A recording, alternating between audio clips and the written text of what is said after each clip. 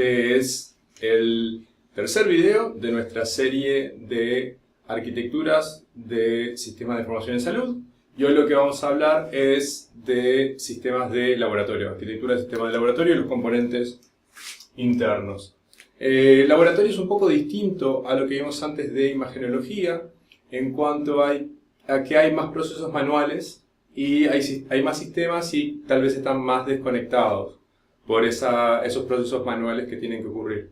Entonces, tal vez no todo se pueda automatizar, como en el flujo de sistemas de información de radiología, de imagenología, pero vamos a ver de qué se trata y cuáles son las etapas de los estudios y un poco de la arquitectura. Entonces empezamos con lo mismo que hicimos en las arquitecturas anteriores. Vamos a poner todo dentro de nuestro laboratorio, los componentes. Nosotros habíamos visto en los sistemas de información hospitalarios que había 4 grandes componentes, ¿sí? Vimos historia clínica electrónica, vimos laboratorio, vimos también imagenología. Ahora vamos a ver laboratorio. Entonces hacemos zoom in sobre ese componente. Y lo primero que tenemos, o lo que es más fácil de conocer, porque es habitualmente conocido, es algo llamado Sistema de Información de Laboratorio, o LIS, por Laboratory Information System. Este sistema es encargado, este componente dentro de la arquitectura de los sistemas de laboratorio, es encargado de recibir órdenes. Después vamos a ver de dónde se reciben las órdenes. Es encargado de gestionar las citas con los pacientes, programar las citas, porque el laboratorio tiene una característica especial. El paciente tiene que venir al laboratorio para extraer una muestra, ¿sí? Entonces hay que ir presencialmente y hay que coordinar con el paciente el día y la hora en el que va a venir. La muestra puede ser de sangre, puede ser de tejido, puede ser de orina, ¿sí? En el caso de la orina, es el paciente el que tiene que traer la muestra, no es una muestra que se extrae en el momento, porque en general es la primera orina de la mañana. Entonces es el paciente en su casa que recolecta la orina y después la lleva al laboratorio para que sea estudiada los estudios que le haya indicado el médico, ¿sí? Se tiene la recepción de las órdenes, se tiene la coordinación con el paciente. El día que va el paciente, lo que hay que hacer es extraer la muestra. Entonces podríamos decir que hay 2 tipos de sistemas, ¿sí? O 2 tipos de etapas. Hay 3 etapas en los sistemas de laboratorio. 4 etapas. La etapa previa de orden y coordinación, que hablamos recién. Después hay una etapa que se llama preanalítica, que es, por ejemplo, donde se gestionan las muestras, ¿sí? Donde se extraen y gestionan las muestras. Entonces vamos a poner por acá una cajita, por acá vamos a poner otra cajita y ahora le vamos a poner nombres a las cajitas, ¿sí? Está la etapa preanalítica, que es la extracción de muestras, la gestión de las muestras. La gestión implica la identificación de las muestras. Las muestras están en un frasquito y se extraen del paciente con una jeringa y después se ponen en distintos frasquitos que están identificados con información del paciente, en general con un código de barras, ¿sí? Entonces vamos a ver que tenemos un sistema de gestión de muestras donde tenemos esos frasquitos con la sangre o lo que sea del paciente. Entonces vamos a poner acá gestión muestras. Y esto lo vamos a ver como algo que es preanalítico. Entonces vamos a ponerle para ser concisos. Después hay una etapa que es analítica. Las muestras se preparan, en general, en una etapa que es preanalítica también. Algunas muestras necesitan ser agitadas o mezcladas con ciertos componentes, con reactivos, etc. Antes de ser puestos ¿en qué? En los analizadores, ¿sí? Por acá tenemos los analizadores, que son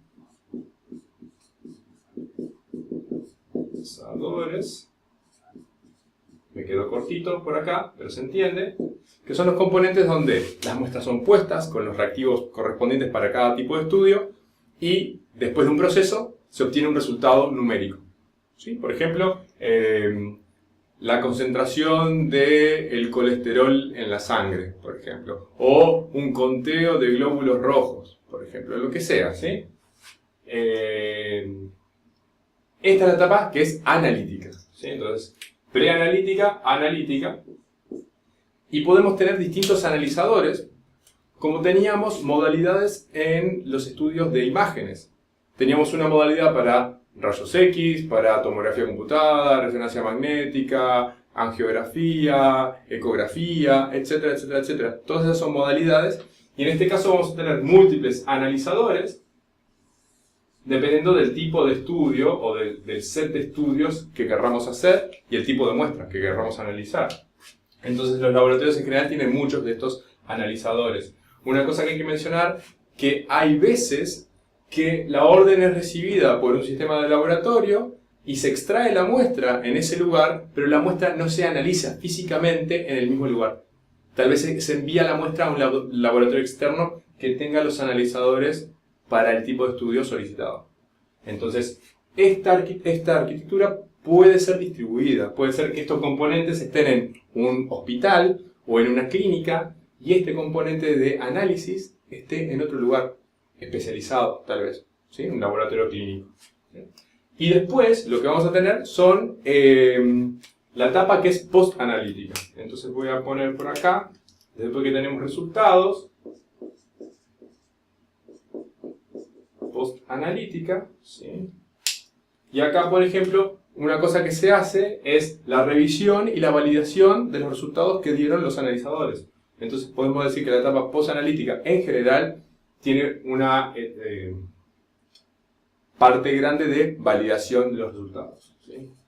Validación, resultados. Y esta validación la realiza una persona, ¿sí? En un sistema. Entonces, vamos a recapitular. Es bastante simple, no es tan complicado, pero tenemos la parte de gestión de las órdenes y la coordinación para que vengan los pacientes a extraerse las muestras. Después que se extraen las muestras tienen que ser identificadas, colocadas en los contenedores correspondientes para que no se pierdan, y tiene que haber una trazabilidad desde el paciente, pasando por los analizadores, pasando por la validación de los resultados, hasta que el resultado es emitido para afuera, ¿sí? Entonces por acá tenemos la idea de que se reciben órdenes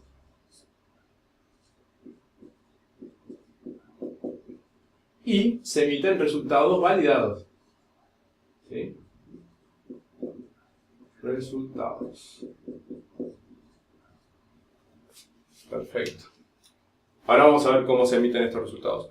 Una nota es que, dependiendo de la aplicación, dependiendo del proveedor de software, los componentes de gestión de muestras y los componentes de revisión y validación de muestras pueden ser que estén integradas al mismo sistema del LIS, ¿sí? No así los analizadores, porque los analizadores son equipos independientes, es un pedazo de hardware, ¿sí? Entonces, cada equipo puede ser un equipo independiente que funciona solo y que da en una pantalla un resultado. Las pantallas pueden estar en el mismo analizador. Hay otros analizadores que pueden conectarse en red y emitir resultados por archivos de texto, por ejemplo. Y uno puede, desde el LIS o desde el sistema de validación de resultados, recibir esos archivos de forma electrónica. Y tienen su propio formato, ¿sí? O hay otros analizadores que lo que tienen es una estación de trabajo. Está el analizador donde se pone la muestra de la sangre, y al lado hay una computadora que está conectada a ese analizador. Y en esa computadora se pueden revisar los resultados. Por ejemplo, se puede tener este software en esa computadora de validación de resultados. Y también, como se tienen los resultados en un software, en una computadora, en una base de datos, se puede electrónicamente transmitir. ¿Transmitir a dónde? A mí me interesa que lleguen al LIS esos resultados de forma automática, ¿sí? ¿Por qué? Porque después puedo, teniéndolos en el LIS, emitirlos para afuera en un formato estandarizado, ¿sí? Entonces, el pase del resultado a la validación de resultados a veces es manual y a veces es electrónica, ¿sí? Y a veces, si es electrónica, está en un formato no estándar, dependiendo del proveedor, del analizador, y a veces está en un formato estándar. Entonces tenemos todas esas variables. Tenemos manual, ¿sí? Vamos a poner acá manual. Y después podemos tener electrónico estándar y electrónico no estándar. ¿Sí? Y en el electrónico estándar podemos tener formatos definidos por protocolos de la IEEE, protocolos de ASTM y en algunos casos HL7. ¿Sí? Entonces este es el mejor caso que podemos tener. ¿Sí? En el caso manual no podemos hacer mucho. ¿Sí? Puede ser que analizadores viejos tengan que pasar los resultados manualmente. Esto es todo interno al laboratorio. Y en los formatos que no son estándar, la ventaja que tenemos es que al ser electrónicos podemos conocer qué formato se tiene y podemos poner un pedacito de software en algún lugar que haga la transformación.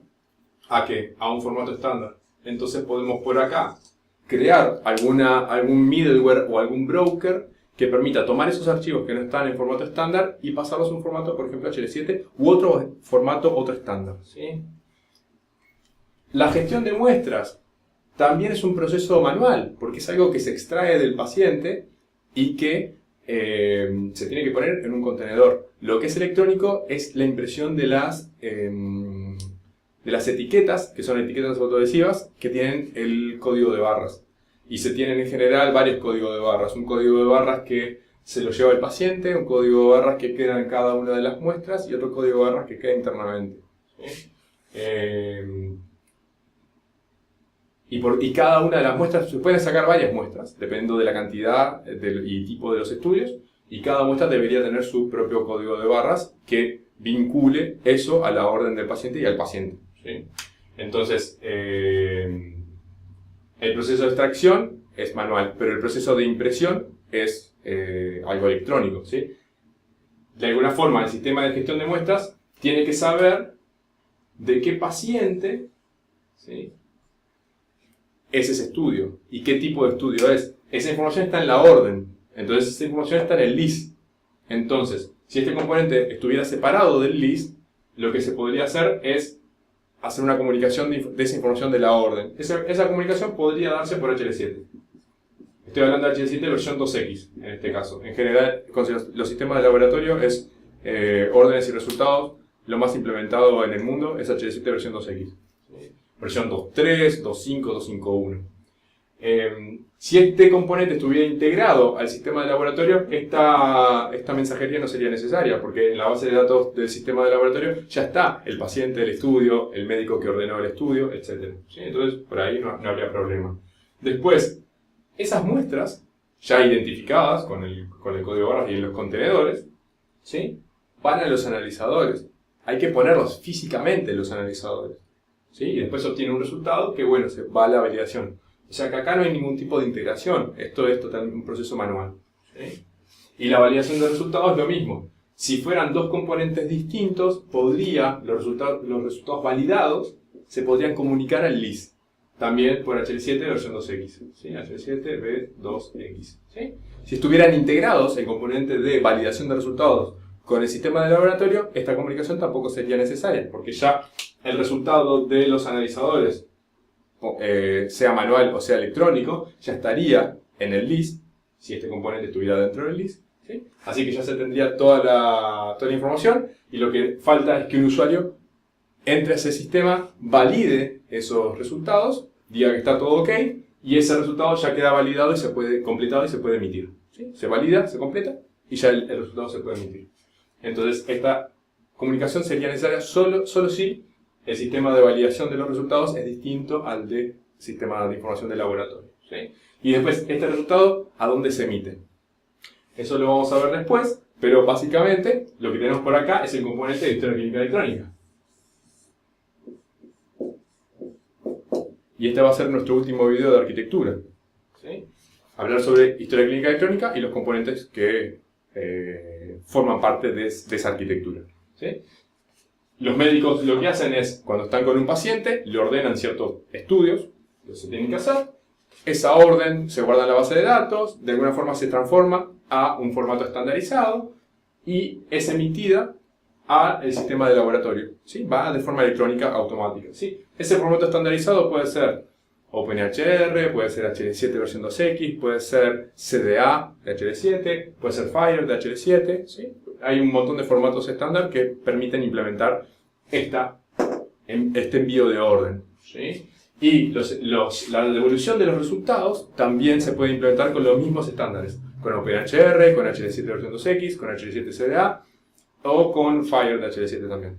¿Sí? Hay varios estándares que permiten la emisión de resultados. ¿Y por qué es esto? Porque en la historia clínica, el médico que ordenó ese estudio o esos estudios, ¿sí?, va a recibir, asociado a esa orden que emitió antes, una lista de resultados. Entonces, va a después poder ver en el sistema de historia clínica electrónica del paciente todos los resultados emitidos para su paciente y para su orden que hizo previamente. ¿Sí? Entonces, perfectamente el sistema de historia clínica puede decir, recibí un resultado para una orden emitida antes, entonces envío un mail al paciente y al médico y le digo, el resultado está listo, véalo. ¿Sí? Entonces podemos hacer cosas interesantes dentro de la historia clínica. Y ese resultado queda registrado en la historia clínica del paciente, como un documento más de la historia clínica. ¿Sí? Y la orden también, obviamente. Entonces forma parte de la historia clínica del paciente.